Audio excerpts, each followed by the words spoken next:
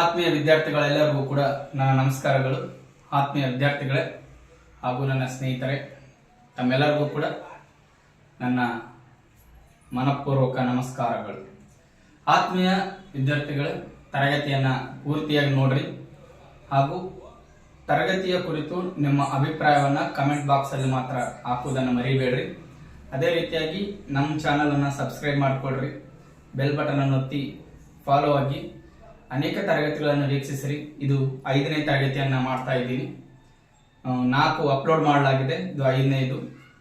ಅದರಿಂದಾಗಿ ತರಗತಿಗಳೆಲ್ಲವನ್ನು ಕೂಡ ಇದೇ ಫಸ್ಟ್ ಬಾರಿ ವೀಕ್ಷಿಸುವುದಾದರೆ ಹಿಂದಿನ ತರಗತಿಗಳನ್ನು ಕೂಡ ವೀಕ್ಷಿಸಿರಿ ಎಂದು ಹೇಳುತ್ತಾ, ಮತ್ತು ಯಾವ್ಯಾವುದು ಎಕ್ಸಾಮ್ಗೆ ಇಂಪಾರ್ಟೆಂಟ್ ಎಂದು ಆ ಕಂಟೆಂಟನ್ನು ಆ ಪಾಠವನ್ನು ನಾನು ಮಾಡುವುದಕ್ಕೆ ಮುಂದೆ ಬಂದಿದ್ದೀನಿ.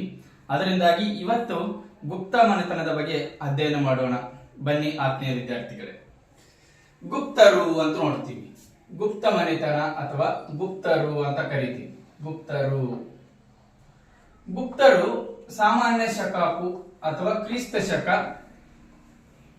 ಶಕ ಸಾಮಾನ್ಯ ಶಕ 300ರಿಂದ 500ರವರೆಗೆ ಇವರ ಆಳ್ವಿಕೆ ಇತ್ತು ಅಂತ ನೋಡ್ತೀವಿ. 300ರಿಂದ 500ರವರೆಗೆ ಇವರ ಆಳ್ವಿಕೆ ಇತ್ತು ಅಂತ ನೋಡ್ತೀವಿ. ದಕ್ಷಿಣ ಭಾರತದಲ್ಲಿಯೇ ಮೊಟ್ಟ ಮೊದಲನೇದಾಗಿ ಸ್ವತಂತ್ರ ಮನೆತನ ಯಾವುದು ಅಂತ ಹೇಳಿದ್ರೆ ಶಾತವಾಹನರು ಅಂತ ಕರಿತೀವಿ. ನಮ್ಮ ಕರ್ನಾಟಕದ ಅಚ್ಚ ಕನ್ನಡದ ಮೊಟ್ಟ ಮೊದಲ ಮನೆತನ ಯಾವುದು ಅಂತ ಹೇಳಿದ್ರೆ ಕದಂಬರು ಅಂತ ಕರಿತೀವಿ. ಹೌದಾ? ಮೊಟ್ಟ ಮೊದಲ ದಕ್ಷಿಣ ಭಾರತದ ಮೊಟ್ಟ ಮೊದಲ ಸ್ವತಂತ್ರ ಮನೆತನ ಯಾವುದು ಅಂತ ಹೇಳಿದ್ರೆ ಶಾತವಾಹನರು. ಅದೇ ರೀತಿಯಾಗಿ ಉತ್ತರ ಭಾರತದಲ್ಲಿ ಮೌರ್ಯರ ಪತನದ ನಂತರ ಬಹಳಷ್ಟು ಸಣ್ಣ ಪುಟ್ಟ ಮನೆತನಗಳು ಹುಟ್ಕೊಳ್ತಾರೆ. ಮೌರ್ಯರು ಇಂದಿನ ಅಫ್ಘಾನಿಸ್ತಾನ್, ಭೂತಾನ್, ನೇಪಾಳದವರೆಗೂ ಏನಪ್ಪಾ ಅಂದ್ರೆ ಎಲ್ಲವೂ ಕೂಡ ಆಳ್ವಿಕೆ ಮಾಡಿದಂತ ಭಾರತದ ಅತಿ ದೊಡ್ಡ ಸಾಮ್ರಾಜ್ಯ, ಅತಿ ದೊಡ್ಡ ಮನೆತನ ಯಾವುದಂದ್ರೆ ಮೌರ್ಯರು ಅಂತ ನೋಡ್ತೀವಿ. ಮೌರ್ಯರ ನಂತರ ಸಣ್ಣ ಪುಟ್ಟ ಮನೆತನಗಳು ಬರ್ತವೆ. ಅದಾದ ನಂತರ ಕುಶಾಣರು ಅಂತ ಬರ್ತಾರೆ. ಕುಶಾಣರು ಅಂತ ಉತ್ತರ ಭಾರತದ ಬರ್ತಾರೆ. ಆ ಕುಶಾಣರ ನಂತರ ಬರೋ ಮನೆತನ, ಕುಶಾಣರ ಪತನದ ನಂತರ ಮತ್ತು ದಕ್ಷಿಣ ಭಾರತದ ಶಾತವಾಹನರ ಪತನದ ನಂತರ ಮತ್ತೆ ಮೌರ್ಯರಷ್ಟು ವಿಶಾಲವಾದಂತ ಸಾಮ್ರಾಜ್ಯವನ್ನ ಅಥವಾ ದಕ್ಷಿಣ ಭಾರತ ಮತ್ತು ಉತ್ತರ ಭಾರತವನ್ನ ಏಕಚಕ್ರಾಧಿಪತ್ಯಕ್ಕೆ ಒಳಪಡಿಸಿದ ಮನೆತನ ಯಾವುದು ಅಂತ ಕೇಳಿದ್ರೆ ಗುಪ್ತರು ಅಂತ ಕರಿತೀವಿ. ಯಾರು? ಗುಪ್ತರು ಅಂತ ಕರಿತೀವಿ. ಮೌರ್ಯರಷ್ಟೇ ಪರಾಕ್ರಮಶಾಲಿಯಾಗಿ ಉತ್ತರ ಭಾರತ ಮತ್ತು ದಕ್ಷಿಣ ಭಾರತವನ್ನು ಎರಡನ್ನೂ ಕೂಡ ಆಳ್ವಿಕೆ ಮಾಡಿದ ಮನೆತನ ಗುಪ್ತ ಮನೆತನ ಅಂತ ಕರಿತೀವಿ. ಸುಮಾರು ಇವರು 2 ಶತಮಾನಗಳವರೆಗೆ ಆಳ್ವಿಕೆ ಮಾಡ್ತಾರೆ. ಇವರು ಆಳ್ವಿಕೆ ಮಾಡ್ತಾರೆ ಅಂತ ನೋಡ್ತೀವಿ. ಆತ್ಮೀಯ ಸ್ನೇಹಿತರೆ ಹಾಗೂ ಮಿತ್ರರೇ ಹಾಗೂ ವಿದ್ಯಾರ್ಥಿಗಳೇ, ಗುಪ್ತ ಮನೆತನದ ಸ್ಥಾಪಕ ಯಾರು ಅಂತ ಹೇಳಿದ್ರೆ ಗುಪ್ತ ಮನೆತನದ ಸ್ಥಾಪಕ ಶ್ರೀಗುಪ್ತ ಅಂತ ಕರಿತೀವಿ. ಶ್ರೀಗುಪ್ತನ ಈ ಮನೆತನದ ಮೊದಲ ರಾಜ ಅಥವಾ ಮೊದಲ ಅರಸ ಅಂತ ಯಾರು ಹೇಳ್ತಾರಪ್ಪ ಅಂತ ಹೇಳಿದ್ರೆ ಚೀನಾದ ಚೀನಾ ಯಾತ್ರಿಕ ಅಂತ ಕರಿತೀವಿ. ಈ ಚೀನಾ ಯಾತ್ರಿಕ ಇಥಿಂಗ್ಸ್ ಅಂತ ಬರ್ತಾನೆ. ಆ ಇಥಿಂಗ್ಸ್ ನ ಬರವಣಿಗೆಗಳಲ್ಲಿ ನಮಗೆ ತಿಳಿದು ಬರುತ್ತೆ ಶ್ರೀಗುಪ್ತನೇ ಗುಪ್ತ ಮನೆತನದ ಸ್ಥಾಪಕ ಅಥವಾ ಮೊದಲ ಅರಸ ಅಂತ ಕರಿತೀವಿ. ಅದೇ ರೀತಿಯಾಗಿ ಶ್ರೀಗುಪ್ತನೇ ಈ ಮನೆತನದ ಪ್ರಥಮ ರಾಜ ಅಥವಾ ಪ್ರಥಮ ಅರಸ ಅಂತ ತಿಳಿಸುವಂತ ಮತ್ತೊಂದೇನಪ್ಪ ಅಂದ್ರೆ ಮೂಲ ಪುರುಷ ಯಾರು ಅಂತ ತಿಳಿಸುವಂತದ್ದು ಅಲಹಾಬಾದ್ ಸ್ತಂಭ ಶಾಸನ ಅಂತ ಕರಿತೀವಿ. ಈ ಅಲಹಾಬಾದ್ ಸ್ತಂಭ ಶಾಸನದಿಂದ ಕೂಡ ಶ್ರೀಗುಪ್ತನೇ ಈ ಮನೆತನದ ಮೂಲ ಪುರುಷ ಅಂತ ನಮಗೆ ತಿಳಿಸುತ್ತೆ. ಆತ್ಮೀಯ ಸ್ನೇಹಿತರೆ, ಇವರ ಲಾಂಛನ ಯಾವುದು ಅಂತ ನಾವು ನೋಡುವುದಾದ್ರೆ ಗುಪ್ತರ ಲಾಂಛನ ಗರುಡ ಅಂತ ಕರಿತೀವಿ. ಇವರು ಲಾಂಛನ ಯಾವುದು? ಗರುಡ ಅಂತ ಕರಿತೀವಿ. ಗರುಡ ಅಂದ ತಕ್ಷಣ ನಮಗೆ ಸಿಂಬಾಲಿಕ್ ಆಗಿ ಗರುಡನ್ನ ನಾವು ಯಾವುದನ್ನಪ್ಪ ಅಂದ್ರೆ ಪುರಾಣಗಳ ಪ್ರಕಾರ ವಿಷ್ಣುವಿನ ವಾಹನ ಅಂತ ಕರಿತೀವಿ. ಗರುಡವನ್ನು ಏನಂತ ಕರಿತೀವಿ? ವಿಷ್ಣುವಿನ ವಾಹನ ಅಂತ ಕರಿತೀವಿ. ವಿಷ್ಣುವಿನ ವಾಹನ ಅಂದ್ರೆ ಗರುಡವನ್ನ ಲಾಂಛನವನ್ನಾಗಿ ಪಡೆದಾರಂದ್ರೆ ಶ್ರೀಗುಪ್ತನು ಅಥವಾ ಈ ಮನೆತನದವರು ವಿಷ್ಣುವಿನ ಆರಾಧಕರಾಗಿದ್ರು. ಯಾರಾಗಿದ್ರು? ವಿಷ್ಣುವಿನ ಆರಾಧಕರು. ನಾವು ನೋಡ್ತೀವಿ ಹಿಂದೂ ಸಂಪ್ರದಾಯ ಅಥವಾ ಹಿಂದೂ ಧರ್ಮ ಅನ್ನೋದು ಇತ್ತೀಚೆಗೆ ಬೆಳವಣಿಗೆ ಬಂದ ಪದ. ಆದ್ರೆ ಪುರಾತನ ಕಾಲದಲ್ಲಿ ಹಿಂದೂ ಧರ್ಮವನ್ನ ವೈದಿಕ ಧರ್ಮ ಅಂತ ಕರೆಯಲ್ಪಡ್ತಿತ್ತು. ಎರಡಿದ್ರು, ಯಾರಪ್ಪ? ವೈದಿಕ ಧರ್ಮ, ಶೈವ ಧರ್ಮ ಅಂತ. ಶೈವರು ಅಂತ ಹೇಳಿದ್ರೆ ಶಿವನ ಆರಾಧಕರು, ವೈಷ್ಣವರು ಅಂದ್ರೆ ವಿಷ್ಣುವಿನ ಆರಾಧಕರು ಅಂತ. ಅದನ್ನ ನಾವು ಹಿಂದೂ ಧರ್ಮ ಅಂತ ಕರಿತೀವಿ. ಇತ್ತೀಚೆಗೆ ನಾವು ಹಿಂದೂ ಧರ್ಮ ಅಂತ ಕರೆಯಕತ್ತಿದ್ವಿ, ರೈಟ್. ಹಿಂದೂ ಧರ್ಮದಲ್ಲಿ ಎರಡು ಭಾಗಗಳು, ಶಿವನನ್ನ ಆರಾಧಿಸುವವರು ಮತ್ತು ವಿಷ್ಣುವನ್ನ ಆರಾಧಿಸುವವರು. ವಿಷ್ಣುವಿನ ಆರಾಧಕರು ಬೇರೆ ಬರ್ತಾರೆ, ವೈಷ್ಣವರು ಅಂತ ಕರಿತೀವಿ. ಶಿವನನ್ನ ಆರಾಧಕರು ಬೇರೆ ಬರ್ತಾರೆ, ಅವ್ರನ್ನ ಶೈವರು ಅಂತ ಕರಿತೀವಿ. ಅದೇ ರೀತಿಯಾಗಿ ಮೌರ್ಯರಷ್ಟೇ ಪರಾಕ್ರಮಶಾಲಿಯಾಗಿ ಆಳ್ವಿಕೆ ಮಾಡಿದಂತ ಈ ಗುಪ್ತ ಮನೆತನ, ಮೌರ್ಯರು ಯಾವ ರಾಜಧಾನಿಯನ್ನಾಗಿ ಯಾವ ರಾಜ್ಯವನ್ನಾದ್ರೂ ರಾಜಧಾನಿಯನ್ನೇ ಮಾಡ್ಕೊಂಡಿದ್ರು, ಅದೇ ರಾಜ್ಯವನ್ನ ಇವರು ಕೂಡ ರಾಜಧಾನಿಯನ್ನೇ ಮಾಡ್ಕೊಳ್ತಾರೆ. ಅದನ್ನ ನಾವು ಪಾಟಲಿಪುತ್ರ ಅಂತ ಕರಿತೀವಿ. ಮೌರ್ಯರ ರಾಜಧಾನಿ ಯಾವುದು? ಪಾಟಲಿಪುತ್ರ. ಅದೇ ರೀತಿಯಾಗಿ ಗುಪ್ತರ ರಾಜಧಾನಿ ಯಾವುದು ಅಂತ ಕೂಡ ಪಾಟಲಿಪುತ್ರನೇ. ಪಾಟಲಿಪುತ್ರನೇ. ನೋಡ್ರಿ, ಇವರ ಧರ್ಮ ಯಾವುದು ಅಂತ ಹೇಳಿದ್ರೆ ವೈದಿಕ ಧರ್ಮ. ಇವರ ಧರ್ಮ ಯಾವುದು? ವೈದಿಕ ಧರ್ಮ. ಅದೇ ರೀತಿಯಾಗಿ ಯಾವ ಆರಾಧಕರು ಅಂತ ಹೇಳಿದ್ರೆ ವಿಷ್ಣುವಿನ ಆರಾಧಕರು. ಇವರು ಆರಾಧಕರು ವಿಷ್ಣುವಿನ ಆರಾಧಕರು. ಕೊರಳಲ್ಲಿ ಹಾವಿತ್ತ ಅಂತ ತಿಳ್ಕೊಂಡ್ರೆ ಆತನನ್ನ ಶಿವ ಅಂತ ಕರಿತೀವಿ. ಹಾವಿನ ಮೇಲೆ ಮಲ್ಕೊಂಡ ಅಂತ ತಿಳ್ಕೊಳ್ರಿ, ಅಥವಾ ತಲೆಯ ಮೇಲೆ ಹಾವಿದೆ ಅಂತ ತಿಳ್ಕೊಳ್ರಿ, ಅವರನ್ನ ನಾವು ವಿಷ್ಣು ಅಂತ ಕರಿತೀವಿ. ಶಿವನ ಕೊರಳಲ್ಲಿ ಹಾವಿರ್ತೈತೆ. ಅದೇ ಹಾವು ವಿಷ್ಣುವಿನ ಹಾಸಿಗೆಯಾಗಿ ಅವನ ತಲೆ ಹೆಡೆ ಮೇಲೆ ಇರ್ತೈತೆ. ವಿಷ್ಣುವಿನ ತಲೆ ಮೇಲೆ ಹೆಡೆ ಇರ್ತೈತೆ, ಅವರನ್ನ ನಾವು ವಿಷ್ಣು ಅಂತ ಕರಿತೀವಿ. ಹೌದಾ? ರೈಟ್. ಆತ್ಮೀಯ ವಿದ್ಯಾರ್ಥಿಗಳ ಹಾಗೂ ಸ್ನೇಹಿತರೆ, ಗುಪ್ತರ ಮೂಲಾಧಾರಗಳು ಯಾವುವು ಅಂತ ನೋಡ್ತೀವಿ. ಗುಪ್ತರ ಮೂಲಾಧಾರಗಳು ಯಾವುವು ಅಂತ ಹೇಳಿದ್ರೆ, ಸಮುದ್ರಗುಪ್ತ ರಚಿಸಿರುವಂತ, ಸಮುದ್ರಗುಪ್ತನು ಆಸ್ಥಾನದ ವಿದೇಶಾಂಗ ಮಂತ್ರಿಯಾಗಿರುವಂತ ಅರಿಸೇನ ಅಂತ ಬರುತ್ತಾನೆ. ಯಾರು? ಅರಿಸೇನ. ಇವನು ಸಮುದ್ರಗುಪ್ತನದ ಆಸ್ಥಾನದ ಕವಿ. ಈ ಆಸ್ಥಾನ ಕವಿ ಆಗಿರುವಂತ ಅರಿಸೇನ ಅನ್ನೋವನು ಯಾರು? ಅರಿಸೇನ. ಈ ಅರಿಸೇನ ವಿದೇಶಾಂಗ ಮಂತ್ರಿಯಾಗಿದ್ದ. ವಿದೇಶಾಂಗ ಮಂತ್ರಿ ಆಗಿದ್ದು ಅದು ಅಲ್ಲದೆ ಇವನ ಆಸ್ಥಾನದ ಕವಿಯಾಗಿದ್ದ. ಆಸ್ಥಾನ ಕವಿಯಾಗಿರುವಂತ ಇವನು ಅಲಹಾಬಾದಿನಲ್ಲಿ ಒಂದು ಕಲ್ಲು ಇರುತ್ತೆ, ಕಲ್ಲಿನ ಮೇಲೆ ಈ ಶಾಸನವನ್ನು ಕೆತ್ತಿಸ್ತಾನೆ. ಅದನ್ನು ನಾವು ಅಲಹಾಬಾದ್ ಸ್ತಂಭ ಶಾಸನ ಅಂತ ಕರಿತೀವಿ, ಅಥವಾ ಪ್ರಯಾಗ್ ಪ್ರಶಸ್ತಿ ಅಂತಾನೂ ಕರಿತೀವಿ. ಅಲಹಾಬಾದ್ ಸ್ತಂಭ ಶಾಸನ ಅಥವಾ ಪ್ರಯಾಗ್ ಪ್ರಶಸ್ತಿ ಅಂತಾನೂ ಕರಿತೀವಿ. ಇದು ಏಕವಾಕ್ಯದಲ್ಲಿ 33 ಸಾಲುಗಳನ್ನು ಒಳಗೊಂಡಿದೆ. ಎಷ್ಟು? 33 ಸಾಲುಗಳನ್ನು ಒಳಗೊಂಡಿದೆ. ಇದು ಏಕವಾಕ್ಯ, ಎಲ್ಲೂ ಕೂಡ ಅಲ್ಪ ವಿರಾಮ ಇಲ್ಲ, ಪೂರ್ಣ ವಿರಾಮ ಇಲ್ಲ, ಕಾಮ ಇಲ್ಲ, ಫುಲ್ ಸ್ಟಾಪ್ ಇಲ್ಲ. ಇದು ಪ್ರಾರಂಭಗೊಂಡು ಒಂದೇ ವಾಕ್ಯದಲ್ಲಿ ಬರುವಂತ ಸಾಲುಗಳು. ಅದು 33 ಸಾಲುಗಳನ್ನು ಹೊಂದಿದೆ. ಅದು ಅಲ್ಲದೆ ಇದು ಚಂಪು ಶೈಲಿಯಲ್ಲಿ ಬರೆಯಲ್ಪಟ್ಟಿರುವಂತ ಒಂದು ಶಾಸನ. ಚಂಪು ಶೈಲಿ ಅಂತ ಹೇಳಿದ್ರೆ ಯಾರು ರಚಿಸಿದ್ರು ಚಂಪು ಶೈಲಿಯನ್ನ? ಚಂಪು ಶೈಲಿ ಅಂದ್ರೆ ಏನು ಅಂತ ಹೇಳಿದ್ರೆ, ಚಂಪು ಶೈಲಿ ಅಂದ್ರೆ ಪದ್ಯ ಮತ್ತು ಗದ್ಯ. ಪದ್ಯ ಮತ್ತು ಗದ್ಯ ಮಿಶ್ರಿತವಾಗಿರುವಂತ ಬರವಣಿಗೆಯನ್ನು ನಾವು ಏನಂತ ಕರಿತೀವಿ? ಚಂಪು ಅಂತ ಕರಿತೀವಿ. ಇಂಥ ಚಂಪು ಶೈಲಿಯನ್ನ ಸೃಷ್ಟಿಕರ್ತ ಅಥವಾ ಚಂಪು ಶೈಲಿಯನ್ನು ಹುಟ್ಟಾಕಿದವರು ಯಾರು ಅಂತ ಹೇಳಿದ್ರೆ ಪಂಪ. ಯಾರು? ಪಂಪ. ಪಂಪ ಅನ್ನೋನು ಇದನ್ನ ಹುಟ್ಟಾಕ್ತಾನೆ. ಚಂಪು ಶೈಲಿಯನ್ನು ಹುಟ್ಟಾಕಿದವನು ಯಾರು? ಪಂಪ. ಪಂಪನು ಬರೆದಿರುವಂತ ಈ ಶೈಲಿಯಲ್ಲಿ ಅಲಹಾಬಾದ್ ಸ್ತಂಭ ಶಾಸನವನ್ನ ಬರೀತಾರೆ. ಇನ್ನು ನಾವು ನೋಡ್ತೀವಿ ಕಾಳಿದಾಸನ ಕೃತಿಗಳು ಅಂತ. ಕಾಳಿದಾಸನ ಕೃತಿಗಳು, ಕಾಳಿದಾಸನ ನಾಟಕಗಳನ್ನು ಬರ್ತವೆ. ಕಾಳಿದಾಸನ ನಾಟಕಗಳು ಮತ್ತು ಕಾಳಿದಾಸನ ಕೃತಿಗಳು ಅಂತ ಕರಿತೀವಿ. ಕಾಳಿದಾಸನ ಕೃತಿಗಳು ರಘುವಂಶ, ಋತು ಸಂಹಾರ, ಕುಮಾರ ಸಂಭವ ಮತ್ತು ಮೇಘದೂತ ಅಂತ. ರಘುವಂಶ, ಋತು ಸಂಹಾರ, ಕುಮಾರ ಸಂಭವ, ಮೇಘದೂತ ಇವು ಕಾಳಿದಾಸನ ಕೃತಿಗಳು. ಅದೇ ರೀತಿಯಾಗಿ ಕಾಳಿದಾಸನ ನಾಟಕಗಳನ್ನು ಬರ್ತವೆ. ಕಾಳಿದಾಸನ ನಾಟಕಗಳು ಅಂದ್ರೆ ಅಭಿಜ್ಞಾನ ಶಕುಂತಲ, ವಿಕ್ರಮೋರ್ಶಿವ, ಮಾಲಕಾಗ್ನಿಮಿತ್ರ ಇವು ನಾಟಕಗಳು. ಕಾಳಿದಾಸನ ಕೃತಿಗಳು, ಕಾಳಿದಾಸನ ನಾಟಕಗಳು ಇವೆಲ್ಲವೂ ಕೂಡ ಗುಪ್ತರ ಮೂಲಾಧಾರಗಳಾಗಿವೆ.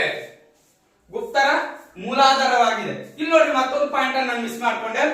ಅಲಹಾಬಾದಿನ ಸ್ತಂಭ ಶಾಸನದಲ್ಲಿ ಸಮುದ್ರಗುಪ್ತನನ್ನು ಕುರಿತು ಏನಂತ ಹೇಳ್ತೈತಪ್ಪ ಅಂದ್ರೆ ಇವರು ಮೂಲಾಧಾರಗಳು, ಮೂಲ ಪುರುಷರ ಕುರಿತು ಕೂಡ ಮಾಹಿತಿ ನೀಡ್ತೈತೆ. ಶ್ರೀಗುಪ್ತರ ಕುರಿತು ಈ ವಂಶದ ಮೂಲ ಪುರುಷ ಅಂತ ಹೇಳ್ತೈತೆ. ಇದೇ ಅಲಹಾಬಾದ್ ಸ್ತಂಭ ಶಾಸನ. ಅದೇ ರೀತಿಯಾಗಿ ಈ ಅಲಹಾಬಾದ್ ಸ್ತಂಭ ಶಾಸನ ಸಮುದ್ರಗುಪ್ತನನ್ನ 100 ಕದನಗಳ ಸಿಂಹ ಅಂತ ಕರೆಯಲಾಗಿದೆ. ಏನಂತ ಕರೆದಿದ್ದಾರೆ? 100 ಕದನಗಳ ಸಿಂಹ ಅಂತ ಕರೆಯಲಾಗಿದೆ ಈ ಲೇಖನದಲ್ಲಿ, ಈ ಅಲಹಾಬಾದ್ ಸ್ತಂಭ ಶಾಸನದಲ್ಲಿ. ಅದೇ ರೀತಿಯಾಗಿ ಆ ಕಾಳಿದಾಸನ ಕೃತಿಗಳು ಮತ್ತು ಕಾಳಿದಾಸನ ನಾಟಕಗಳು ಕೂಡ ಗುಪ್ತರ ಮನೆತನಕ್ಕೆ ಮೂಲಾಧಾರಗಳು ಆಗಿವೆ. ಇನ್ನ ವಿಶಾಖದತ್ತನ ಮುದ್ರ ರಾಕ್ಷಸ ಅಂತ ಕರಿತೀವಿ. ವಿಶಾಖದತ್ತನ ಮುದ್ರ ರಾಕ್ಷಸ ಅಂತ. ವಿಶಾಖದತ್ತನನ್ನ ನಾವು ಭಾರತದ ಕಾರ್ನೆಲ್ ಅಂತ ಕರಿತೀವಿ. ಭಾರತದ ಕಾರ್ನೆಲ್ ಅಂತ ಕರಿತೀವಿ. ಈ ಮುದ್ರ ರಾಕ್ಷಸನ, ಈ ವಿಶಾಖದತ್ತನ ಬರೆದಿರುವಂತಹ ಕೃತಿ ಅಥವಾ ನಾಟಕ ಯಾವುದು ಅಂತ ಹೇಳಿದ್ರೆ ಮುದ್ರ ರಾಕ್ಷಸ ಎಂಬ ನಾಟಕ.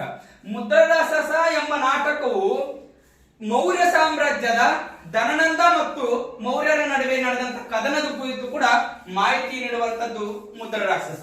ಅದೇ ರೀತಿಯಾಗಿ ದೇವಿ ಚಂದ್ರಗುಪ್ತಂ ಅಂತ ಹೇಳಿದ್ರೆ ಈ ಸಮುದ್ರಗುಪ್ತನ ಮಗ ರಾಮಗುಪ್ತ ಅಂತ ಬರ್ತಾನೆ.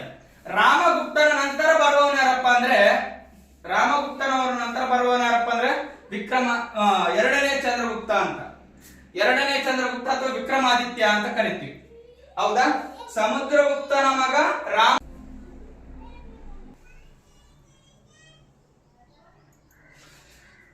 ವಿಶಾಖದತ್ತನ ಕೃತಿ ಮತ್ತೊಂದು ಯಾವ್ದಪ್ಪ ಅಂದ್ರೆ ದೇವಿ ಚಂದ್ರಗುಪ್ತಂ.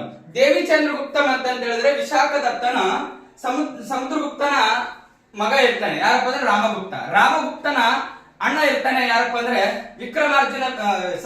ವಿಕ್ರಮಾದಿತ್ಯ ಅಥವಾ ಎರಡನೇ ಚಂದ್ರಗುಪ್ತ ಅಂತ ಕರಿತೀವಿ. ಎರಡನೇ ಚಂದ್ರಗುಪ್ತ ಅಂದ್ರೆ ಈ ದೇವಿ ಚಂದ್ರಗುಪ್ತ ಅಂದ್ರೆ ರಾಮಗುಪ್ತ ಅಂತ ಕರಿತೀವಿ. ಈ ರಾಮಗುಪ್ತನ ಹೆಂಡತಿ ಧ್ರುವದೇವಿ. ಯಾರು? ಧ್ರುವದೇವಿ. ಇವನ ರಾಣಿ ಹೆಸರೇನು? ಧ್ರುವದೇವಿ. ಧ್ರುವದೇವಿಯನ್ನ ಮೂರನೆಯ ರುದ್ರಸೇನ ಅನ್ನೋರು ಶಕರ ದೊರೆ ಇವನನ್ನು ಸೋಲಿಸಿ, ರಾಮಗುಪ್ತನನ್ನು ಸೋಲಿಸಿ ಧ್ರುವದೇವಿಯನ್ನ ಅಪಹರಿಸಿಕೊಂಡು ಹೋಗಿರ್ತಾನೆ. ಅಂದ್ರೆ ಅವಳಿಗೆ ಒಪ್ಪಿಸಿರ್ತಾನೆ ಈ ರಾಮಗುಪ್ತ.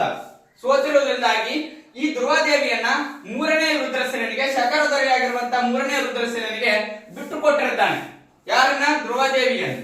ಆ ಧ್ರುವದೇವಿಯನ್ನು ಬಿಟ್ಟುಕೊಟ್ಟಿದ್ದಕ್ಕಾಗಿ ಇವನ ತಮ್ಮನಾಗಿರುವಂತ ಎರಡನೇ ಚಂದ್ರಗುಪ್ತ ಅಂತ ಬರ್ತಾನೆ. ಆ ಎರಡನೇ ಚಂದ್ರಗುಪ್ತ ಧ್ರುವದೇವಿಯ ವೇಷದಲ್ಲಿ ಹೋಗಿ ಶಕರ ದೊರೆಯಾಗಿರುವಂತ ಮೂರನೇ ರುದ್ರದೇವನನ್ನು ಸೋಲಿಸಿ ಏನಪ್ಪಾ ಅಂದ್ರೆ ಅವನು ಕೊಂದಾಕಿ ಬಂದು ರಾಮಗುಪ್ತನನ್ನು ಕೂಡ ಕೊಂದು ಸಿಂಹಾಸನಕ್ಕೆ ಬರ್ತಾನೆ. ಇದು ಎರಡನೇ ಚಂದ್ರಗುಪ್ತನ ಹಿನ್ನೆಲೆ. ಇದನ್ನ ತಿಳಿಸುವಂತ ಕೃತಿ ಯಾವ್ದಪ್ಪ ಅಂದ್ರೆ ದೇವಿ ಚಂದ್ರಗುಪ್ತಂ ಅಂತ. ಅದೇ ರೀತಿಯಾಗಿ ಶಾತವಾಹನರ ಕಾಲದಲ್ಲಿ ಬರುವಂತಹ ಕಾವ್ಯ ಮೀಮಾಂಸೆ ಬರೆದಿರುವಂತಹ ರಾಜಶೇಖರನ ಕೃತಿ ಕೂಡ ಈ ಗುಪ್ತರ ಮನೆತನದ ಕುರಿತು ನಮಗೆ ಮಾಹಿತಿ ನೀಡ್ತೈತಿ. ಫಾಯಾನ ಅಂತ ಕರಿತೀವಿ. ಈ ಫಾಯಾನ ನಮ್ಮ ಗುಪ್ತರ ಮನೆತನದಲ್ಲಿ ಹೇಗಿತ್ತು, ಹೇಗೆ ನಡೀತಾ ಇತ್ತು, ಸಾಮಾಜಿಕ, ಆರ್ಥಿಕ, ಧಾರ್ಮಿಕ, ರಾಜಕೀಯ ಎಲ್ಲದ ಕುರಿತು ಮಾಹಿತಿ ನೀಡುವಂತ ಕೃತಿ ಫಾಯಾನನ ಬರವಣಿಗೆಗಳು ಅಂತ ಕರಿತೀವಿ. ಇತಿಂಗ್ಸನ್ ಬರವಣಿಗೆ ಕೂಡ ಗುಪ್ತರ ಮನೆತನದ ಬಗ್ಗೆ ನಮಗೆ ಮಾಹಿತಿ ನೀಡುತ್ತೈತೆ ಅಂತ ನೋಡ್ತೀವಿ. ಕಾಮಂಡಕನ ಧರ್ಮಸೂತ್ರ ಅಥವಾ ಧರ್ಮಶಾಸ್ತ್ರ ಅಂತ ಕರಿತೀವಿ. ಇದು ಕೂಡ ನಮ್ಮ ಗುಪ್ತರ ಮನೆತನದ ಬಗ್ಗೆ ಮಾಹಿತಿ ನೀಡುವಂತದ್ದು. ಬಿಜ್ಜಿಕೆಯ ಕೌಮುದಿ ಮಹೋತ್ಸವ ಅಂತ ಕರಿತೀವಿ. ಇದು ಕೂಡ ನಮ್ಮ ಗುಪ್ತರ ಮನೆತನದ ಕುರಿತು ಮಾಹಿತಿ ನೀಡ್ತೈತೆ. ಇವಾಗ ಹಿಂದೂ ಧರ್ಮದ ಪ್ರಕಾರ, ಹಿಂದೂ ಸಂಪ್ರದಾಯದಲ್ಲಿ 18 ಪುರಾಣಗಳಿವೆ. ಈ 18 ಪುರಾಣದಲ್ಲಿ ವಾಯು ಪುರಾಣ, ಬ್ರಹ್ಮಾಂಡ ಪುರಾಣ, ಮಸ್ತ ಪುರಾಣ, ವಿಷ್ಣು ಪುರಾಣ ಇವೆಲ್ಲವೂ ಕೂಡ ಗುಪ್ತರ ಕಾಲದ ಬಗ್ಗೆ ಮಾಹಿತಿ ನೀಡುವಂತದ್ದು. ಎಷ್ಟು ರಾಜರು ಬಂದ್ರು, ಎಷ್ಟು ಆಳ್ವಿಕೆ ಇದ್ರು, ಎಷ್ಟು ವರ್ಷಗಳು ಮಾಡಿದ್ರು ಮತ್ತು ಈ ಪುರಾಣಗಳೆಲ್ಲವೂ ಕೂಡ ಗುಪ್ತರ ಮನೆತನದ ಬಗ್ಗೆ ನಮಗೆ ಮಾಹಿತಿ ನೀಡ್ತೈತೆ ಅಂತ ನೋಡ್ತೀವಿ. ಇಷ್ಟು ಗುಪ್ತ ಮನೆತನದ ಕುರಿತು ಮಾಹಿತಿ ನೀಡುವಂತ ಕೃತಿಗಳು ಅಥವಾ ಮೂಲಾಧಾರಗಳು ಅಂತ ಕರಿತೀವಿ. ಅದೇ ರೀತಿಯಾಗಿ ಇತಿಂಗ್ಸನ ಬರವಣಿಗೆ ಪ್ರಕಾರ ಶ್ರೀಗುಪ್ತನು ಈ ಮನೆತನದ ಸ್ಥಾಪಕ. ನಾ ಹೇಳಿದೆ ಶ್ರೀಗುಪ್ತನ ಈ ಮನೆತನದ ಸ್ಥಾಪಕ. ಇವನು ಏನಪ್ಪಾ ಅಂದ್ರೆ ಮೊದಲನೆಯ ದೊರೆ. ಈ ಮನೆತನದ ಶ್ರೀಗುಪ್ತನು ಮೊದಲನೆಯ ದೊರೆ ಎಂದು ಅಲಹಾಬಾದ್ ಸ್ತಂಭ ಶಾಸನ ತಿಳಿಸ್ತೈತೆ. ಅಂತ ಹೇಳಿದ್ರೆ ಈ ಶ್ರೀಗುಪ್ತನೇ ಗುಪ್ತ ಮನೆತನದ ಮೂಲ ಪುರುಷ ಎನ್ನುವುದನ್ನು ತಿಳಿಸ್ತೈತೆ. ಗುಪ್ತ ಮನೆತನದ ಮೂಲ ಪುರುಷ ಯಾರು? ಶ್ರೀಗುಪ್ತನೇ ತಿಳಿಸುವಂತ ಶಾಸನ ಯಾವ್ದಪ್ಪ ಅಂದ್ರೆ ಅಲಹಾಬಾದ್ ಸ್ತಂಭ ಶಾಸನ ಅಂತ ನೋಡ್ತೀವಿ. ರೈಟಾ? ಶ್ರೀಗುಪ್ತನು ವಿಷ್ಣುವಿನ ಆರಾಧಕ. ನೋಡ್ರಿ, ಶ್ರೀಗುಪ್ತನ ಲಾಂಛನ ಗರುಡ, ವಿಷ್ಣುವಿನ ವಾಹನ, ವಿಷ್ಣುವಿನ ಆರಾಧನೆ ಅಂದ್ರೆ ವಿಷ್ಣುವಿನ ಆರಾಧಕ. ವಿಷ್ಣುವಿನ ಆರಾಧಕ ಯಾರಪ್ಪ ಅಂದ್ರೆ ಶ್ರೀಗುಪ್ತನ ವಿಷ್ಣುವಿನ ಆರಾಧಕನಾಗಿದ್ದರೂ ಕೂಡ ಎಷ್ಟು ಸಮಂಜಸವಾಗಿ ನಡ್ಕೊಳ್ತಾರೆ ಪ್ರಜೆಗಳ ವಿಷಯದಲ್ಲಿ ಅನ್ನೋದನ್ನ ತೋರಿಸ್ತೈತಿ ಇಲ್ಲಿ. ಶ್ರೀಗುಪ್ತನು ಬಿಹಾರದ ಗಯಾದಲ್ಲಿ ಚೀನಾದ ಯಾತ್ರಿಕರಿಗಾಗಿ, ಯಾರ ಯಾತ್ರಿಕರು? ಬೌದ್ಧ ಯಾತ್ರಿಕರು. ಯಾವ ಯಾತ್ರಿಕರು? ಬೌದ್ಧ ಧರ್ಮದ ಯಾತ್ರಿಕರು. ಇವನು ಮಾತ್ರ ಯಾವ ಆರಾಧಕ? ವಿಷ್ಣುವಿನ ಆರಾಧಕ. ಅವರು ಯಾರು? ಬೌದ್ಧ ಧರ್ಮದ ಯಾತ್ರಿಕರು. ಬೌದ್ಧ ಧರ್ಮದ ಯಾತ್ರಿಕರಿಗಾಗಿ ಮೃಗಶಿಖ ವನವನ್ನು ನಿರ್ಮಾಣ ಮಾಡ್ತಾನೆ. ಎಲ್ಲಿ? ಬಿಹಾರದ ಗಯಾದಲ್ಲಿ ಮೃಗಶಿಖ ವನವನ್ನು ನಿರ್ಮಾಣ ಮಾಡಿ ಆ ಮೃಗಶಿಖ ವನದಲ್ಲಿ ಬೌದ್ಧ ಯಾತ್ರಿಕರಿಗಾಗಿ ಒಂದು ವಿಹಾರ ಅಥವಾ ಸಂಘಾರಾಮವನ್ನು ನಿರ್ಮಾಣ ಮಾಡ್ತಾನೆ. ಅದನ್ನು ನಾವು ಬೌದ್ಧ ವಿಹಾರ ಅಂತ ಕರಿತೀವಿ. ಬೌದ್ಧ ವಿಹಾರವನ್ನು ನಿರ್ಮಿಸಿದ್ದ ಅಂತೇಳಿ ಇತಿಹಾಸ ಬರೀತಾನೆ. ತನಗಿಂತಲೂ 500 ವರ್ಷಗಳ ಹಿಂದೆಯೇ ಕಟ್ಟಿಸಿದ್ದನು ಅಂತ ಇತಿಹಾಸ ತಿಳಿಸ್ಕೊಡ್ತಾನೆ. ನಮ್ಗೆ ಇತಿಹಾಸನು ತಿಳಿಸ್ಕೊಡ್ತಾನೆ. ಈತನು ಏನಪ್ಪಾ ಅಂತ ಹೇಳಿದ್ರೆ ಈ ರೀತಿಯಾಗಿ ಬೌದ್ಧ ವಿಹಾರವನ್ನು ನಿರ್ಮಿಸಿದ್ದ. ಎಲ್ಲಿ? ಮೃಗಶಿಖ ವನದಲ್ಲಿ, ಎಲ್ಲಿ? ಬಿಹಾರದ ಗಯಾದಲ್ಲಿ ಬೌದ್ಧ ಯಾತ್ರಿಕರಿಗಾಗಿ ಅಂತ ನಮ್ಗೆ ತಿಳಿದು ಬರ್ತೈತೆ, ತಿಳಿಸ್ತಾನೆ. ಅದೇ ರೀತಿಯಾಗಿ ಈತನು ಮಹಾರಾಜ ಎಂಬ ಬಿರುದನ್ನು ಪಡೆದಿದ್ದ. ನೋಡ್ರಿ, ಇದೇನ್ ದೊಡ್ಡ ವಿಷಯ ಐತಿ ಸರ್ ಮಹಾರಾಜ ಅನ್ನೋದನ್ನ ಅನ್ಬೇಡ್ರಿ. ಇವನ ಮಗ ಘಟೋತ್ಕಚ ಅಂತ ಬರ್ತಾನೆ. ಯಾರು? ಶ್ರೀಗುಪ್ತ ಮಹಾರಾಜ ಅಂತ ಹೊಂದಿದ್ದ. ಘಟೋತ್ಕಚನು ಕೂಡ ಮಹಾರಾಜ ಎಂಬ ಬಿರುದನ್ನು ಹೊಂದಿದ್ದ. ಆದ್ರೆ ತದನಂತರ ಕಾಲದಲ್ಲಿ 320ರಲ್ಲಿ ಒಬ್ರು ಬರ್ತಾನೆ. ಯಾರಪ್ಪ ಅಂದ್ರೆ ಮೊದಲನೇ ಚಂದ್ರಗುಪ್ತ ಮೌರ್ಯ ಅಂತ. ಮೊದಲನೆಯ ಚಂದ್ರಗುಪ್ತ ಅಂತ. ಮೌರ್ಯ ಅಂತ ಬರಂಗಿಲ್ಲ, ಮೌರ್ಯರ ಕಾಲದಲ್ಲಿ ಬರ್ತಾನೆ. ಮೊದಲನೆಯ ಚಂದ್ರಗುಪ್ತ ಅಂತ. ಈ ಚಂದ್ರಗುಪ್ತನು ಮಹಾರಾಜಾದಿರಾಜ ಎಂಬ ಬಿರುದನ್ನು ಪಡೆದಿದ್ದ. ಅದೇ ರೀತಿಯಾಗಿ ಇವನು ಯಾವ ಬಿರುದನ್ನು ಪಡೆದಿದ್ದ? ಮೂಲ ಪುರುಷ ಅಂತ ಹೇಳಿದ್ರೆ ಮಹಾರಾಜ ಎಂಬ ಬಿರುದನ್ನು ಪಡೆದಿದ್ದ. ಈತನನ್ನ ಅಂದ್ರೆ ಶ್ರೀಗುಪ್ತನನ್ನ ಗುಪ್ತರ ಶಾಸನಗಳು ಏನಂತ ಕರೀತವಪ್ಪ ಅಂದ್ರೆ ಆದಿರಾಜ ಅಂತ ಕರೆಯಲಾಗಿದೆ. ಏನಂತ ಕರೆದಿದೆ? ಆದಿರಾಜ ಅಂತ ಕರೀತಾವೆ. ಈತನ ಆದಿರಾಜ ಅಂತ ಕರೀತಾವೆ. ಈತನ ಶಾಸನಗಳು ಅಥವಾ ಗುಪ್ತರ ಶಾಸನಗಳು ಅಂತ ಕರೀತೀವಿ. ಈತನಪ್ಪ ಅಂದ್ರೆ ಈತನ ಉತ್ತರಾಧಿಕಾರಿಯಾಗಿ ಬಂದವನು ಯಾರಪ್ಪ ಅಂದ್ರೆ ತನ್ನ ಮಗನಾಗಿರುವಂತ ಘಟೋತ್ಕಚ. ಯಾರು? ಘಟೋತ್ಕಚ. ಘಟೋತ್ಕಚನೇನಪ್ಪ ಅಂದ್ರೆ 300ರಿಂದ 320ರವರೆಗೆ ಆಳ್ವಿಕೆ ಮಾಡ್ತಾನೆ. 300ರಿಂದ 320ರವರೆಗೆ ಆಳ್ವಿಕೆ ಮಾಡ್ತಾನೆ. ಶ್ರೀಗುಪ್ತನ ಆಳ್ವಿಕೆ ಯಾವಾಗ ಸರ್ ಅಂತ ಹೇಳಿದ್ರೆ 275ರಿಂದ 300ರವರೆಗೆ. 275ರಿಂದ 300ರವರೆಗೆ ಶ್ರೀಗುಪ್ತನ ಆಳ್ವಿಕೆ. 300ರಿಂದ 320ರವರೆಗೆ ಘಟೋತ್ಕಚನ ಆಳ್ವಿಕೆ. ಘಟೋತ್ಕಚನ ಆಳ್ವಿಕೆ ಅಂತ ನೋಡ್ತೀವಿ. 320ರಿಂದ 335ರವರೆಗೆ ಯಾರು ಬರ್ತಾರಪ್ಪ ಅಂದ್ರೆ 1ನೆಯ ಚಂದ್ರಗುಪ್ತ ಬರ್ತಾನೆ. ಯಾರು? 1ನೆಯ ಚಂದ್ರಗುಪ್ತ. ಈ 1ನೇ ಚಂದ್ರಗುಪ್ತ ಯಾರಪ್ಪ ಅಂತ ಹೇಳಿದ್ರೆ ಘಟೋತ್ಕಚನ ಮಗ. ಈತನ ಉತ್ತರಾಧಿಕಾರಿಯಾಗಿ ಬರ್ತಾನೆ. ಯಾರಪ್ಪ ಅಂದ್ರೆ 1ನೆಯ ಚಂದ್ರಗುಪ್ತ. ಘಟೋತ್ಕಚನ ಉತ್ತರಾಧಿಕಾರಿಯಾಗಿ ಬಂದವನ ಯಾರು? 1ನೆಯ ಚಂದ್ರಗುಪ್ತ ಅಂತ ನೋಡ್ತೀವಿ. ಈ 1ನೇ ಚಂದ್ರಗುಪ್ತನು ಗುಪ್ತ ಮನೆತನದ ನಿಜವಾದ ಸ್ಥಾಪಕ. ಗುಪ್ತ ಮನೆತನದ ನಿಜವಾದ ಸ್ಥಾಪಕ. ಈತನು ಕೇವಲ ತನ್ನ ಅಲ್ಪ ಅವಧಿಯಲ್ಲಿಯೇ ತನ್ನ ಅವಧಿಯಲ್ಲಿ ಗುಪ್ತರ ಪ್ರತಿಷ್ಠೆ ಕೀರ್ತಿಗಳನ್ನ ಉತ್ತುಂಗ ಶಿಖರಕ್ಕೆ ಏರಿಸಿದವನು. ಗುಪ್ತರ ಕೀರ್ತಿ ಮತ್ತು ಪ್ರತಿಷ್ಠೆಯನ್ನ ಉತ್ತುಂಗ ಶಿಖರಕ್ಕೆ ಏರಿಸಿದವನು ಯಾರಪ್ಪ ಅಂದ್ರೆ ಇವನು 1ನೆಯ ಚಂದ್ರಗುಪ್ತ ಅಂತ ಕರಿತೀವಿ. 1ನೇ ಚಂದ್ರಗುಪ್ತನು ನಾವು ನೋಡ್ತೀವಿ 78ರಲ್ಲಿ ಕನಿಷ್ಕ ಅನ್ನೋನು ಬರ್ತಾನೆ. ಕುಶಾಣರಲ್ಲಿ ಕನಿಷ್ಕನು 78ರಲ್ಲಿ ಏನ್ ಸ್ಥಾಪನೆ ಮಾಡ್ತಾನಪ್ಪ ಅಂದ್ರೆ ಶಕವರ್ಷವನ್ನ ಆರಂಭ ಮಾಡ್ತಾನೆ. ಶಕವರ್ಷವನ್ನು ಆರಂಭಿಸಿದ ಯಾವಾಗ? 78ರಲ್ಲಿ. ಶ್ರೀ ಶಾಲಿವಾಹನ ಶಕೆ ಅಂತ ಕರಿತೀವಲ್ಲ, ಅದ ಶಕೆ ಅನ್ನುವುದನ್ನ 78ರಲ್ಲಿ ಸ್ಥಾಪನೆ ಮಾಡ್ತಾನೆ. ಯಾರಪ್ಪ ಅಂದ್ರೆ ಕನಿಷ್ಕ. ಕನಿಷ್ಕನು ಕ್ಯಾಲೆಂಡರ್ ಕೂಡ ಸ್ಥಾಪನೆ ಮಾಡ್ತಾನೆ. ಹಿಂದೂ ಕ್ಯಾಲೆಂಡರ್ ಅವತ್ತಿನಿಂದ ಸ್ಟಾರ್ಟ್ ಆಗುತ್ತೆ ಅಂತ ನಾವು ಓದಿದೀವಿ. ಅದೇ ರೀತಿಯಾಗಿ ಇವನು ಯಾರು? ಈ 1ನೇ ಚಂದ್ರಗುಪ್ತನು 320ರಲ್ಲಿ ಇವನೇನ್ ಮಾಡ್ತಾನಪ್ಪ ಅಂದ್ರೆ ಗುಪ್ತ ಶಕೆಯನ್ನ ಆರಂಭ ಮಾಡ್ತಾನೆ. ಗುಪ್ತ ಶಕೆಯನ್ನ ಆರಂಭಿಸಿದ 320ರಲ್ಲಿ.